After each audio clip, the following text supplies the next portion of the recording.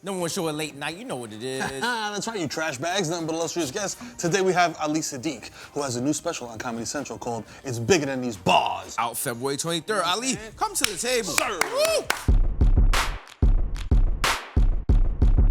Man, y'all very hyper. It's like, yo, All we gotta do today. So, you know what I'm saying? If we had to do other stuff, we'd be low energy. Like, I'm glad If I had a real job, I'd be much more low energy. Yeah. You know what I'm saying? I'm low energy, and I don't have a real job. I was about to say I had a real job, but I actually don't. You doing the comedy thing. That's a real job. That's not a job. Which if somebody Now you sound like my parents. If somebody said that comedy was a job, I would quit. I don't know. I don't want to be restricted like that. No? Hell's no. So you don't look at it as a job. What do you look at it as? As me going out to talk to people. That's it. No, like, I could actually be homeless. You know, because that's what homeless people do, just talk to random people. That's what I really do. But So that's probably why they ended up homeless. You can't just be talking to random people. I randomly talk to them. Do you understand I talk to homeless people? Like, I sit down and have a full-blown conversation with homeless people and then go tell people who not homeless. All right, but wait, are you talking to homeless people here in New York, or are you talking to homeless people? Worldwide homeless people in New York is on some, they'll be having a full conversation with another person you can't see already. Right. So, worldwide homeless people. Worldwide homeless It's people. not just y'all two. It's you, and the homie, and then his friend that he hears in his left ear. That's like taking care of my grandmother with dementia. Okay. All that. It's the same thing. It's like, even though we was in the house doing it, but she be talking to somebody else, then like, I be talking to her random. Mac! I'm like, I'm Ali, Mom. Mac.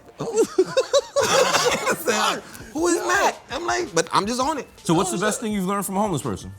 Oh, dude stopped me and said, never trust a man who knows 1,000 moves, but always fear a man who has one move and practices 1,000 times.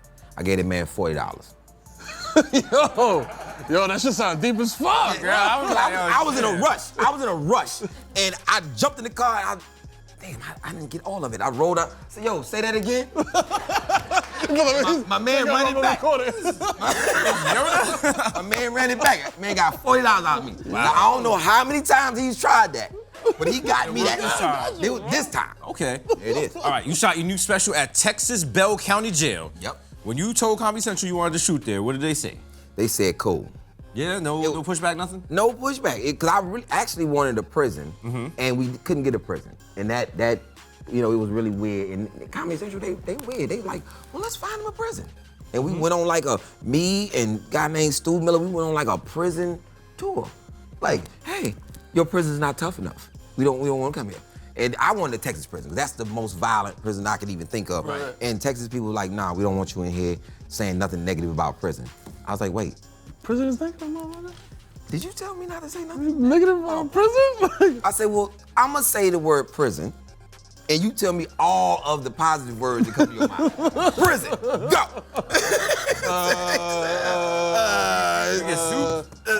Prison soup? That'd be terrible. If you eat soup in prison. Hell no. Keeping me locker, you know what I'm saying? You know what I'm saying? Oh, man. Horrible. Washing your hands in the toilet, I don't know. Dude, you talk about prison. You talk about prison life in your special. Yes. You said you oiled yourself up one time and refused to leave your cell. Don't say it like that though. See, that's it. See, now he look. Nah, we're not talking about like, we're not talking about Wyclef under the Cotty oiled up, right? Yeah, like I'm in there getting just oiling myself, waiting on people. Hey, I'm in the cell. Nah, you was vaccinated up like, come and get me. You saw the turtles come get you? I oiled up for the officers. Okay. The officers was trying to extract me from my cell, and I wasn't trying to be extracted. Right. Okay. And so when they say they gonna come in there, this is the problem. When they say they gonna come extract you, you be talking mad shit like, they bring y'all ass in there and see what I did. Bring all your gear. And then you start seeing it. They say rack it up, and that mean they putting up other prisoners to come get you. And then when you see that, you like, so we're thinking it like, and you can't say nothing because everybody like, get him hell, boy, get him hell. Get that motherfucker. Damn. Now you out there in that water, so now you got to do all the tricks that you got. Okay, I'm gonna flood my cell, so they gonna have to come through this water. Right. But they got on boots. You ain't thinking all that. They got on boots. It ain't like they got on flip-flops or something. Right. So I'm gonna oil myself up, be naked, because they're gonna have to handle me. Don't nobody wanna handle a naked person. wet, oily, naked man. Yeah. But they already ready. It's not like I was the first one to do it. They was like, They've been through this. They like, he's trying to grease water thing. Yeah. We've seen this before. Yeah. The shield that they have is electric. So when you start to notice that they back you up and you hear that, you're like, hold up, am I in water? Oh, I'm in water and I'm greased up. I'm highly flammable right now. So I'm about to be boiled and fried and beat in one spot. And I chose this. I chose this because I didn't want to come out myself. God damn. Then they put a little hollandaise sauce on top of it and shit. Like, oh, fuck. Yeah, they just paprika you up a little bit. Because that's crazy. They wrap you up, they hog tie you, and then they just bring you out. And you just naked and bundled. And you just boom, they just bumping you in the shit. On purpose. On purpose. Yeah. Because you shouldn't even, we was doing something. We was drinking coffee in the break room. And then we heard a cold blue. Who's doing it? So then they're mad. Yeah, and then now they mad. It's like most officers, you know, and like I live in Texas. Officers, Houston police don't want to arrest you. But if you bring me out of being at Papados or talking to some broad on the side, I gotta beat your ass when I get there. I was chilling. Then it's like making me work. It's like I was chilling, riding around the city, looking at Houston, throwing up the deuce, and then I gotta chase I gotta chase you. I gotta arrest you. I gotta do the intake forms. I gotta do. Listen to Scarface. I almost finished this half a rack of ribs and shit. And now you gonna let me run? I swear this. My best friend, he's sitting right over there. He wanted to come and show this is his favorite show. So he's on some other shit, and the cops come, and we know the cops because he's a DJ. The cops say, my man Jack was like, yo, I'm gonna have to arrest everybody if y'all don't get this shit together. He didn't want to even say us. He was like, I'm gonna have to arrest y'all ass, and then I'm gonna have to arrest because we are his man. So he was like, I was looking at him like, nah, don't arrest me, Jack. I'm not really the one. I came out here to assist somebody. You know what I'm saying? I can't really go back to jail. No. I already got stripes. I don't even know what this is. But I got arrested on taking my son to school. What? For a marijuana possession, and I wasn't even smoking. It was just in the car. I picked my truck up. My brother had my car. I'm in jail. Dropping your kids off to school is very stressful, so I understand why you had a little bud in your car. You know what I'm saying? Like, I drop my kids off. You know what I'm saying? I had the bud on the way from the ride back. For the ride back. That's what I'm saying. Both ways. He's like, I feel you, bro. Like, yo. What's the prison stand-up comedy audience like? The difference between that and like the audience in the club? Prison. I mean, are they the same? First of all, this is not normal. This is not a normal thing. They like, oh, you know, it's gonna have a show this week. It's crazy. You know what they bring. If that, no, in the comedy club, you know, you're a regular person. You're not locked up. You have no stress. You like, okay, I'm going to the club, enjoy myself. Two drinking when we good. They like, yo, who my man finna do a show in here? I wanna be good so I can go. I might stab my man though. I don't know this motherfucker. Cause you get a heckler, you get a stab. I got into it. This is a crazy thing. I get into it with some guys who I'd already talked to prior to. They couldn't come to the show, so I go in the cell, just kick it with them for a minute before I leave. Some other dude come, yo, who you? And see, I don't like stupid shit. I'm like, yo, my man. First of all, I'm 44 years old. I don't know if you a kid or whatever your situation is, homie. But you really don't know who you dealing with, my man. You in jail, my dude. I'm from prison. I don't give a fuck about whatever you're talking about. First of all, you idiot, I'm in free world clothes. Who the fuck are you to ask who I am? Fuck out my face, man. Just jumpsuit out of here, nigga. And then the officer wouldn't. He was like, yo, what you want to do? I'm like, what my man want to do? Because I do whatever. You know what I'm saying? I had on some red bottoms, too. Some Christian Louboutins. Man, you want me to kick your ass in these boots? You know what I'm saying? Because you're not going to win. I'm not gonna leave prison and take a loss. Right. I ain't lose while I was here. I just did a show, killed it. Now you trying to watch me? You think I'm gonna do a special and get beat up, and then the story be like, walk out? When people looking at the special, you know I beat his ass. I beat that motherfucker ass. I beat his ass right after that shit was over. Check the extras on the DVD. Check the extras on the DVD. When they ain't gonna put all of it in there, cause I dug his ass too. You know people gonna put extra on it. They gonna put extra on it. They gonna act like they knocked all my teeth out, and he tied my foot around his belt and drug me up the stairs, and then they closed the gate and they had to come get me out of there. Like, that's the story. Yeah, I birthday cake that motherfucker. I don't even know. So being in those different types of environments, how do you deal with a heckler in a club versus a heckler that's doing 3 life terms? Now it depends. It depends. So if it's a woman heckler, I deal with women hecklers different. I don't get heckled a lot, but when I do, I deal with women different than I deal with men. And then I deal with people who chime in different. This is a true story. Charlotte, North Carolina knows this. And Canada knows as well. I'm small. I'm a small person, but I take it like this. If you say something disrespectful, say it to everybody. Don't say it to me and then think I'm gonna let you have a pass. Cause then I start asking, yo, I told you, my man. He like say so. Did he say that to you? Okay, yo, I told you. Did he say that to you? Okay, why you say it to me though? So now I'm gonna have to beat your ass. Like yo, who you think you talking to, my man? And in prison it was like that. It was like, yo, don't mess with the little one. The little one, yeah, something's going on. Yeah, he don't care. Well, so if you're a woman, I deal with you a little different. But I'm in Charlotte, and I'm doing this show, and I'm talking about how women don't have to swell up when they get pregnant. I say that's some American shit that you think that your body's supposed to swell up, and that's like you sick. That mean you disease. Your baby is in a goddamn septic tank then. If you sick, if you swollen. This thing, you don't know, you're a man. I say, so men don't know shit about childbirth. I say, okay, cool. You know 85% of most the gynecologists are men, right? You do know that, right? Like more men deliver babies than anybody, so we don't know shit, right? Okay, cool. So the dude was like, well, you don't have to be rude. I said, well, when I walked out here, I said I didn't want nobody talking to me. I'm trying to do my show. You know what I'm saying? She's trying to debate with me about something that she probably hasn't taken no time to even investigate. So then I say, my man, what you talking to me for? Well, man, I'm just saying you don't have to be rude. I said, you don't have to take up for her either. You should shut your ass up too, because you talking to me as well. And then dude, well, what you saying? I said, my man, let me finish my show. I got 15 more minutes and I'm gonna beat your ass right when you And then I finished the show and people knew this. People at the Comedy Zone know this. They was like, that little crazy man was standing right at, like, you couldn't get past me. He was like, you had to, excuse me, brother. You know, like, yeah, go on by. I'm waiting on the dude. Dude, like 6'5". Swear on everything, dude 6'5". And I'm standing there, he come out the door, he said, my man, we good? I said, no, you tell me are we good, son? You tell me, I don't give a shit about you. Matter of fact, and the bouncer was like, yo, Lee, just chill out. No. And the dude like, yo, man, I can't even stop him because he a lot stronger than he appears. I'm like side mirrors. Like them side mirrors. Yeah. You know, in the side mirror, you say, objects may I'm like just gonna fuck you up closer than they appear, motherfucker. Because see, once I get up on you, I'm all in your shit. I'm all up in there. I'm all up in there. You're elusive. See, you gotta try to get me off here. But once I get up under there, you got a problem. You got a problem. I don't know how you gonna get me off you. I'm all up under your shirt. They tickling armpits and shit. It's like ants, man. It's like wild ants. I'm on you. Like it's like 6 of them. You're like, no, it's no, bro, it's just one. And I'm gonna bite you in your face. I respect that. Cause a lot of people be like, yo, square up, fight fair. Nah, bro.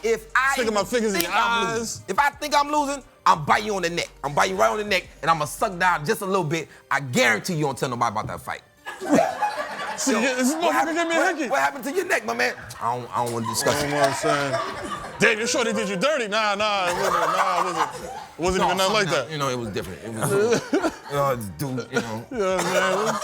I don't really want to talk about it. Can we talk about something else, man? Come on, man. You don't want to talk about that fight? How about the Lakers? How the Lakers doing? You know what I'm saying? Fight you right on your fucking face. Suck down. You had passion mark right on your face. You like, I don't even know what happened. I don't even know what happened. He was biting me. A lot of comedians leave their home cities for bigger comedy cities like LA and New York. You never left Texas? Nope. For what? I really thought in my mindset, and I was very irritated when people were like, well, you gotta move to New York and LA. I'm like, for what? Like, so they only funny in New York or LA? Like, so comedy only transcends New York and LA. Well, that's where the industry at. Well, I think the industry, they'll find you if you're talented enough. Right. I really do, and they did. And when I used to go to LA and New York, I wouldn't go up. And I used to sit there, I'm like, yo, man, everybody here talk about the same shit. Like, if you're a New York comic, it was a Puerto Rican, a Haitian, a Dominican. I'm like, goddamn, don't nothing else, the train, like, don't nothing else happen? No. And then I come here, and I go to the subway, and I sit down with a homeless man who sings, he has this whole concert in the subway. And I'm just writing about people's faces and how do you deal with it. And I saw this dude almost get robbed, and the motherfucker was too mean to get rid of the dude. Like, yo, let me get the fuck out of here. Got time. Like, I was getting robbed. And I wrote, and I just wrote it down. And so it's other stuff that happens, and then LA comics, I hate them.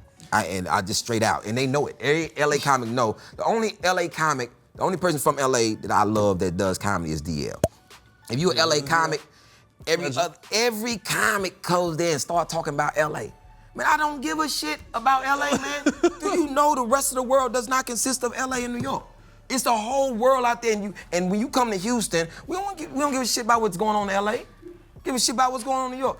Can you make me laugh about what's going on with me? Do you not have a mother? Do you not have a father? You don't have no kids? You ain't read the paper? You don't know what the fuck going on? It's just, oh, I'm in LA. I was in LA and I moved to LA. You know everybody in LA eats this, and I don't give a shit about trail mix.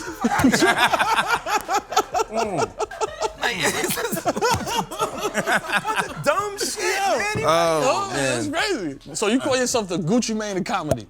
No, this dude named Bryson Brown called me the Gucci Man of comedy because I kept putting out albums. When everybody else was putting out DVDs, I was putting out albums. I was like, yo, I have like maybe 15 comedy albums. I only put out like 3, and then I did one with Comedy Central.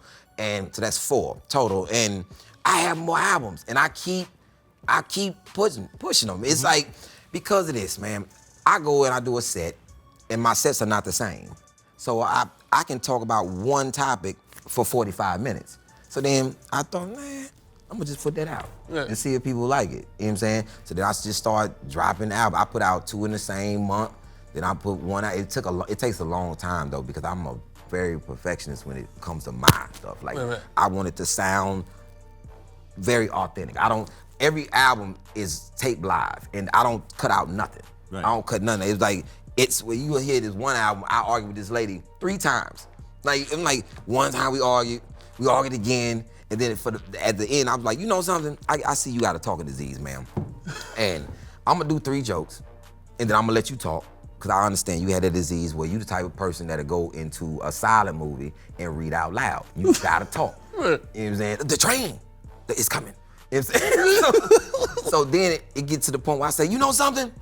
I hope your goddamn friend leave you in here with your bum ass, because you talk too damn much. Cut to, after the show is over, I see this lady sitting on this curb, and I'm just walking. I'm like, no, that can't be the same lady. And I walked, it was the same lady. I said, it's damn shame your friend actually left you. And I'm not calling you a cab or nothing. You're talking. Call an Uber and they cancel the shit. And I say, I know ain't nobody gonna kidnap you because your ass gonna talk their ass to Oh man. Turn your ass. So it's New York and LA, everybody focuses on that. Texas is big as fuck. Yep. What is the comedy scene like over there? You know what I'm saying? It's various scenes. You know, Houston has its scene, Austin has its weird scene, San Antonio has its scene, then Dallas. So, and Fort Worth, Dallas and Fort Worth combined. Houston is the best. I would say Houston is the best. You have more diversity, you have a better mentality. Dallas is kind of stuck up. Austin is, you have to be weird. I like Austin though, you know, because I'm recently new to mushrooms, and yeah. That's the place to be for Austin. And Austin, you doing a show on mushrooms, you want to be in front of an Austin audience. Yeah, we went to a show and it was just a dude that was covered in balloons, and that was his whole act. Oh yeah. Like he came out covered in balloons and was just dancing around, and it was Austin. It was definitely exactly. Yeah. That was just, no jokes. And it had to be South by Southwest or something like that. Of course. Yeah, he's just out there in balloons, like. This is me. This is what I do. I'm the balloon man. Like nigga, motherfucker did not say one joke. Not one word. He just. Yeah. Everyone's like, oh my God, he's so genius. I love him. Oh my God. That's damn near like some of these social media people. They don't do shit either, but all of a sudden. Hey, whole nother conversation. Hey, whole nother conversation. Yo, Ali, what would you like your rainbow to say? I would like my rainbow to say, quality over quantity. That's right. Over quality. Ali, you got comedy special on February 23rd. It's bigger than these bars. You know what I'm on saying? Comedy Central, yo. February 23rd, tune in, ball bags. Shout out to B King. Hey. You know that's my Luke. You know I love B King. B, shut the B King. Club guard. I love B King. You're watching the Desus and Mero YouTube channel, stupid. Click to watch more videos and clips. Subscribe, please, please, please. Click and comment.